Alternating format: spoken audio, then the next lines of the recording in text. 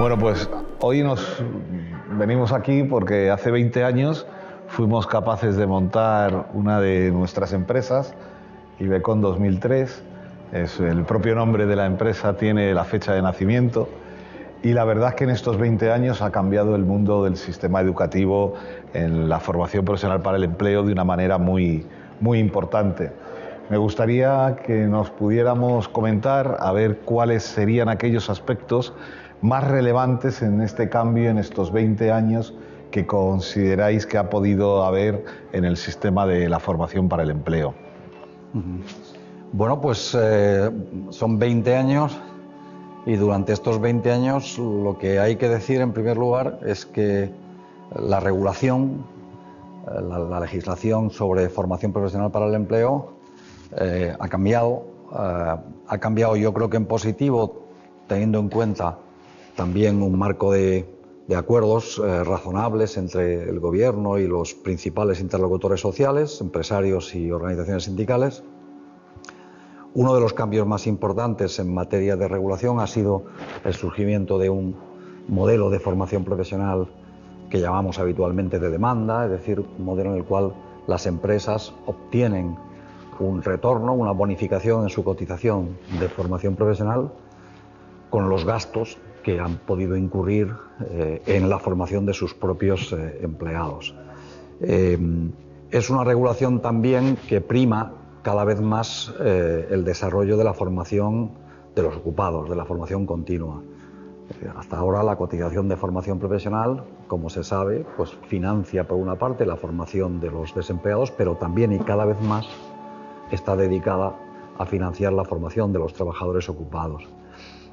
Durante estos 20 años se ha desarrollado además un modelo, digámoslo así, de centros de formación con una intensa colaboración público-privada entre los gobiernos, los servicios públicos de empleo, autonómicos y estatales, y los propios centros de formación. Este es un sector en el que prácticamente se puede decir que no existe apenas sector público de la formación profesional para el empleo. Y ha sido el aporte fundamental, en cuanto a estructura, en cuanto a capacidad formativa, en cuanto a la expansión del volumen de plazas disponibles para el conjunto de los trabajadores, desempleados o no. Es un modelo que descansa sobre un conjunto de centros de formación que son de carácter privado, pero también al mismo tiempo es un modelo con cada vez más regulación, con cada vez más exigencia de calidad, de una estructura adecuada por parte de los centros, que al fin y al cabo son los que ejecutan buena parte de esas políticas, porque en realidad son las grandes empresas las que tienen medios propios para realizar, digamos, asegurar la labor formativa entre sus ocupados, pero este es un país de pequeñas y medianas empresas, con lo cual es fundamental también que haya unos centros donde efectivamente aquellas que no tienen medios propios para poder hacerlo puedan efectivamente acudir a una estructura formativa que es la que proporcionan estos centros, estos grandes y medianos centros de formación profesional. Y junto a ello también ha sido un modelo que ha desarrollado pues un conjunto de formación que llamamos de oferta, es decir, una formación en el cual cada año, periódicamente, las administraciones convocan, digamos, concursos, convocatorias de formación para que precisamente se pueda ofrecer al conjunto de los trabajadores, ejerciendo un derecho que es el derecho a la formación, sus digamos, necesidades formativas, la cobertura de esas necesidades.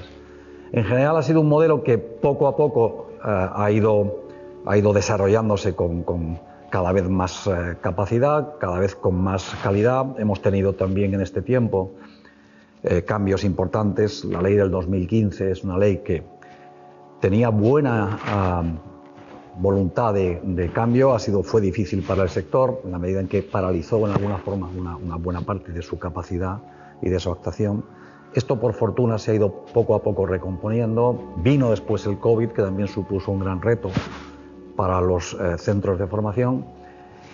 Y ahora es un mundo, el mundo de la política de formación profesional, de su regulación, que también está en cambio. Ha habido una nueva ley de formación profesional con nuevas competencias que aquí son desempeñadas por el Ministerio de Educación, y está en este momento en discusión también la ley de formación profesional en el trabajo.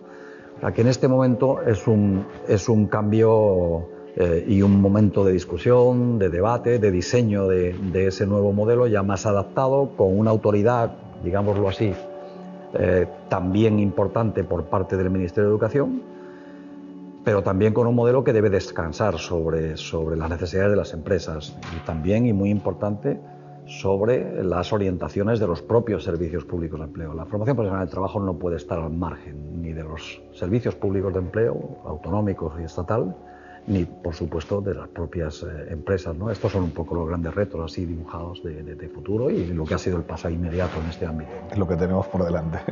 Alfonso, con tu experiencia en la gestión de recursos, tanto a nivel municipal como a nivel del Estado, ¿tú crees que la ciudadanía en general en este tiempo, en estos 20 años, ha cambiado la percepción sobre la formación, sobre su necesidad, el estar de alguna manera adaptado? ¿O crees que pues no hemos avanzado de una manera importante? No, el cambio lo vemos todos, ¿no? Es un cambio evidente para cualquiera, porque hay mucha demanda de formación. La duda es saber si es adecuado la elección de la formación para luego. Incluso hay. En España es un país en el sentido un poco dual, ¿no? Porque por un lado hay sobrecualificación y por otro lado pues hay casi la mitad de la fuerza de trabajo no acredita los conocimientos que tiene y no los tiene certificados, y eso es un reto muy importante de futuro como país, ¿no? Y yo creo que eso se ha puesto sobre la mesa, está en el centro del debate. Creo que además, a pesar de que la última ley de formación profesional pues no fue aprobada por unanimidad, pues yo creo que por cuestiones políticas, porque creo que hay mucha capacidad de acuerdo de fondo sobre la formación profesional y sobre la formación profesional para el empleo. Eso pienso yo. Y que hay foco y hay demanda, y la gente está muy concienciada ahora sobre la formación, y en ese sentido creo que hay un cierto cambio de cultura en España, en lo que yo veo. Lo explicaba muy bien Valeriano. La formación para el empleo pues es básicamente un ejemplo claro de colaboración público-privada, ¿no? Pero lo hace el sector privado. Y lo que es extraordinario en estos últimos años, y al hilo también de cómo va cambiando la sociedad y cómo va demandando más y mejor formación, es la consolidación del sector. Es decir, empresas que ya tienen una trayectoria. Es muy importante que haya empresas que tengan 2 décadas de experiencia en la formación. Eso da seguridad, eso da tranquilidad y eso da una garantía, y que estas empresas puedan ir creciendo y puedan tener mayores capacidades. En la medida en que tengamos un sector empresarial de formación más sólido, también como país y la propia administración tendrá más posibilidades de hacer. Y yo creo que eso es lo que estamos viviendo en los últimos tiempos, un fenómeno de consolidación, de profesionalización. Creo que el cambio hacia un modelo de libre concurrencia ha sido muy importante en términos de transparencia, en términos de confianza, y también para ayudar a esa profesionalización de las empresas y ese proceso de consolidación, del que es muy buena muestra Aspasia, ¿no?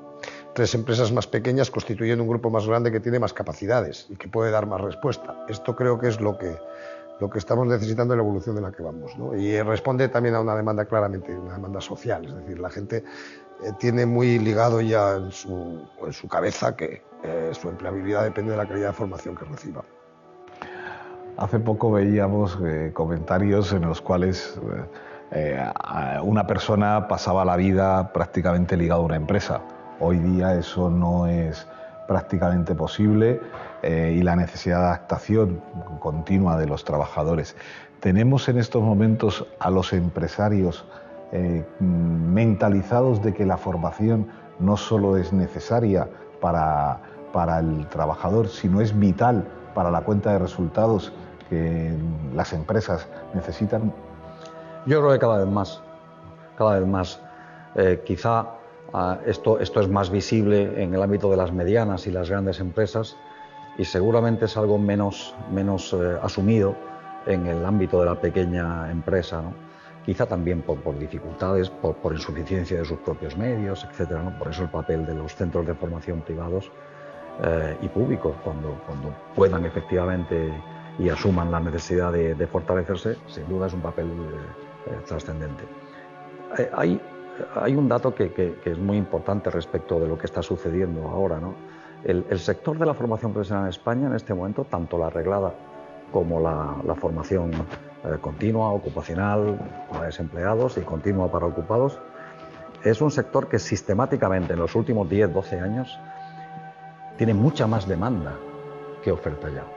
Es decir, no es un sector, digamos, residual en el sentido de que van aquellos que no han tenido la ocasión de poder insertar su carrera académica o formativa en el ámbito universitario o en otros ámbitos, ¿no? Cada vez más es un sector donde la formación que se demanda es también una formación elegida desde las empresas y desde los trabajadores.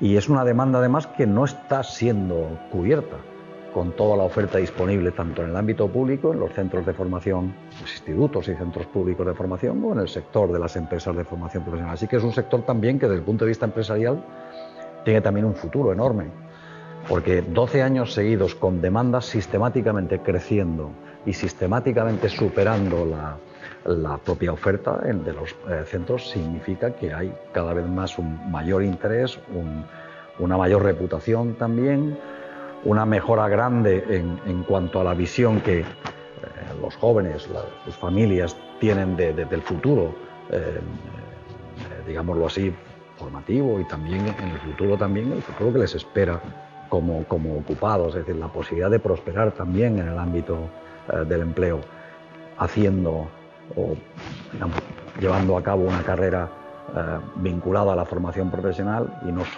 tanto a la formación universitaria. Hasta tal punto es así que las propias universidades también se están interesando en el desarrollo de nuevos programas de ciclo superior también en el ámbito de la formación profesional. Así que en este momento yo creo que es una gran noticia, digámoslo así, reconocer algo que en el pasado no era así, y es que por fin tenemos una perspectiva, digamos, de la necesidad de ir fortaleciendo el ámbito de la formación profesional. Los poderes públicos cada vez más, los distintos gobiernos cada vez más están incrementando la oferta formativa también entre la formación profesional reglada. Y yo creo que poco a poco estamos evolucionando hacia un sistema con mucha más capacidad, que acabe con esa dualidad a la que se refería antes Alfonso, es decir, un país que tiene mucho más proporción de enseñanza universitaria de la que suelen tener nuestros países de referencia en el ámbito europeo, pero que tienen también al mismo tiempo un nivel de infracualificación, al menos de reconocimiento profesional entre aquellos con menos nivel formativo. Desarrollar mucho más ese sector de conocimientos y de formación media en el ámbito técnico y con una vinculación mucho más estrecha a las empresas y al mundo del trabajo. Esto es un poco lo que yo creo que caracteriza ahora también desde esta perspectiva la situación actual, que yo insisto es una perspectiva de futuro también muy positiva para el propio sector. Sí, recientemente veíamos algún estudio económico donde se hablaba que en la franja de los 8 o 10 años podía haber crecimientos en el sector educativo de 2 dígitos, y mantener un crecimiento de ese volumen resulta muy importante. Alfonso, desde el punto de vista de la sociedad, el COVID, la pandemia, nos ha provocado pues, cambios fundamentales. Al final el alumno, el usuario, el que al final realiza la formación, ha tenido un cambio igual que el resto de la sociedad hacia la digitalización. Ha supuesto una posibilidad que, aunque existía ya, se ha acelerado de manera importantísima. ¿Cómo crees que va a afectar al sector educativo ese cambio del usuario, del alumno, en función del mayor proceso de digitalización que tiene toda la sociedad? Bueno, yo creo que ya está afectando mucho, ¿no? Y además está afectando para bien.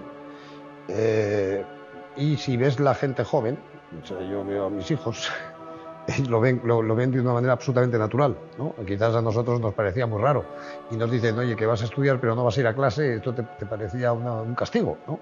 Sin embargo, ahora el mundo ha cambiado, ¿no? Se ve de una manera mucho más natural, y entonces eso hace que puedan exprimir todas las posibilidades. Entonces, creo que el crecimiento de toda la formación que se imparte online, a distancia, es exponencial, que además se hace con calidad, de una manera natural, y sí hay un cambio.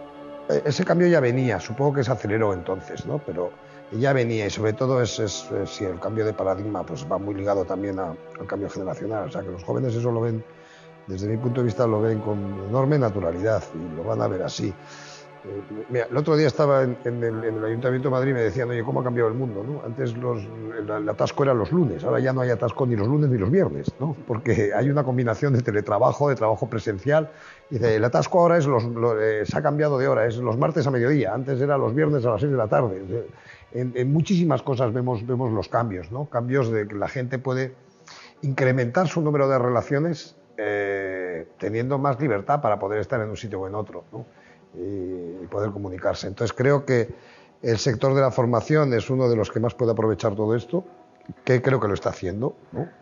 Y que eso va a dar respuesta a gente que a lo mejor tenía muchas menos posibilidades, ¿no? Entonces vosotros impartir cursos a gente que está a veces en sitios remotos donde tenían muy pocas posibilidades de poder acceder a una educación de más calidad. Y esto quiere decir que la educación de la mejor y máxima calidad está disponible para todo el mundo, viva donde viva y esté donde esté. Y por tanto, en términos de mejorar la igualdad, de dar posibilidades, pues me parece un avance muy importante.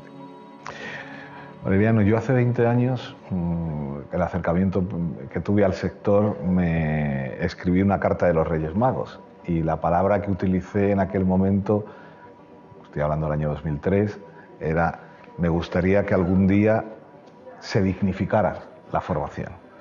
Yo creo que después de 20 años, en estos momentos estamos viviendo una época donde la formación está, digamos, en un nivel, a nivel de la sociedad, muy importante y, por lo tanto, lo hemos conseguido desde aquel momento.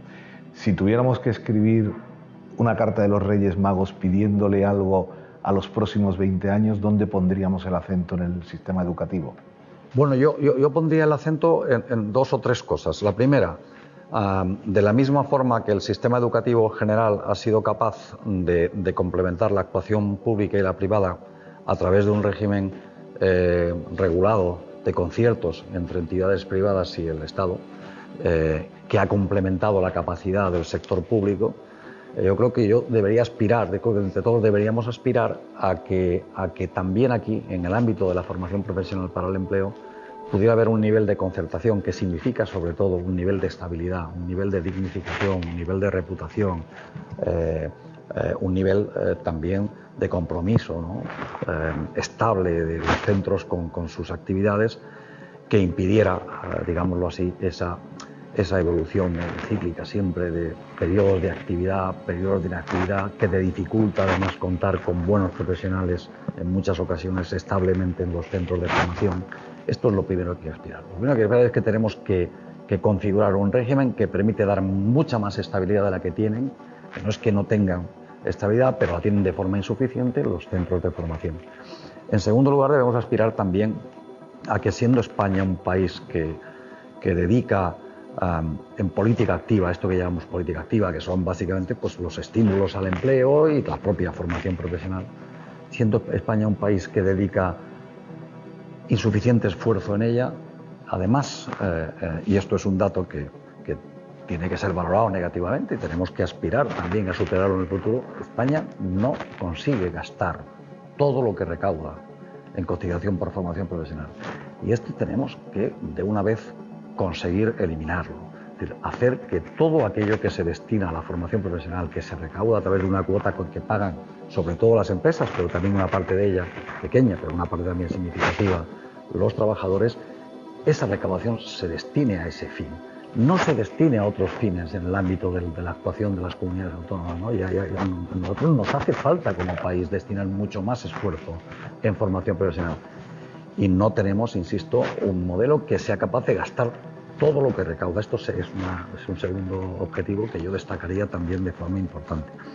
Y en tercer lugar, yo diría que en esta visión de conjunto, nosotros tenemos que tener también un buen modelo que permita conectar mejor, no solamente las empresas con los centros de formación, con lo que hacen y con lo que programan las autoridades para ser ejecutado en forma de programas de formación.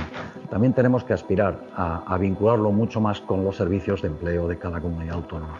O tenemos que aspirar a tener un buen servicio de orientación de los desempleados y una capacidad de hacer que esas necesidades detectadas en el ámbito de la población desempleada puedan rápidamente traducirse en programas de activación y de formación en el ámbito de los centros privados. Centros privados o centros públicos. Ahora digo centros privados porque generalmente la buena parte de nuestra estructura descansa en ellos. Así que un modelo de orientación bien conectado con el sector de la formación, un modelo también que ejecute lo que gasta, y un modelo también que poco a poco también sea capaz de expandirse mucho más, porque nuestras necesidades serán crecientes. Aunque el desempleo, como sucederá, sea cada vez más, tenga cada vez más un volumen menor, seremos un país que en 10 años tendremos tasas de desempleo por la evolución demográfica también y porque, por fortuna, el empleo no se está comportando mal en estos años.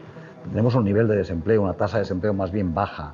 Pero tenemos que aspirar también a conseguir que en el ámbito de los trabajadores ocupados pues tengamos también ahí una buena estructura formativa dentro de las grandes empresas, pero sobre todo, y ese es el gran objetivo, también con capacidad para poder formar a los trabajadores de las pequeñas y medianas empresas. Nuestro problema con Europa no está en la capacidad formativa de las grandes empresas, ahí estamos al nivel de los demás.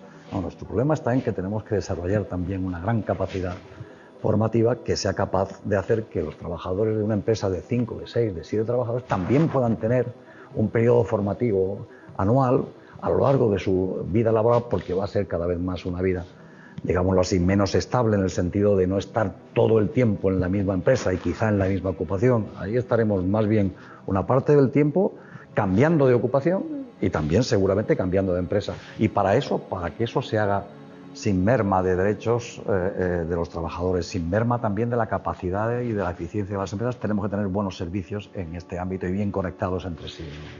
Hablas del aprendizaje a lo largo de la vida. Claro, ya, por supuesto. Ya es la clave de todo, Valeriano. Alfonso, Valeriano decía una cosa, y para terminar, que consideramos desde nuestro grupo empresarial muy importante, y es la colaboración público-privada. Como bien decía Valeriano, el sistema de formación profesional para el empleo se viene sustentando en estos últimos 20 años en un sector privado que bueno, ha ido creciendo, ha ido posicionando y ha ido ganando estabilidad. ¿Cómo contemplas esa colaboración público-privada en este sector educativo, donde también hay tendencias también a que bueno, lo público ocupe espacios mayores de alguna manera? La educación en general, pero en España hay una gran tradición de lo que hablaba Valeriano, de los conciertos, ¿no? Y hay una presencia que no es conocida a lo mejor en otros países de este modelo concertado, ¿no? Que sí es una opción para la formación para el empleo, de cara a tener un sector empresarial bien consolidado que pueda dar respuesta. Porque eso yo creo que ese era uno de nuestros... Yo creo que el principal problema que ha tenido, para ser sinceros, ha sido un problema de transparencia. Es decir, o sea, aquí se vieron situaciones de fraude que generaron desconfianzas y eso aleja, ¿no? Y creo que desde hace unos años, pues ahora ya hay un modelo de rendición de cuentas mucho más maduro y ya no hay tanta empresa oportunista, sino que por eso es bueno el modelo de una empresa que te celebro mis 20 años, pues es que no es tan frecuente, había muchas empresas ad hoc o para la ocasión, ¿no? Y por tanto, pues para que el modelo de colaboración público-privada se fortalezca y se pueda profundizar en él, hace falta que la administración pues tenga claro cuáles son sus objetivos y tenga los recursos, los medios para poder hacer su trabajo con calidad, pero también hace falta un sector empresarial que sea potente, que sea fiable y que tenga una cierta estructura, una cierta capacidad. Y ese es el cambio fundamental que yo estoy viendo de consolidación del sector, ¿no? De apuesta por, en fin, ya no el centro, que también habrá, pero este es muchas veces el problema de España con estructuras empresariales tan pequeñas, con tan poca capacidad de hacer, ¿no? Tan atomizado, ¿no? Entonces yo creo que para mí mantener la transparencia, por eso me parece importante mantener un sistema de libre concurrencia, tener un buen sistema de rendición de cuentas, pero que tampoco asfixie la actividad de las empresas y que en ese sentido la empresa pues pueda ser más fuerte, pueda ser algo mayor, y eso se consigue con la estabilidad que pedía Valeriano. Creo que entonces es un modelo con muchas posibilidades de futuro, Pero para ser sinceros, pues hemos tenido problemas en el pasado no muy remoto. Hemos tenido muchos problemas en todos estos aspectos. De los que muchas veces Valeriano dice que habremos aprendido, ¿no? No, lo que hay que hacer es, más que aprender en este caso, lo que hay que hacer es escarmentar. En efecto, así es. Bueno, pues muchísimas gracias a los dos.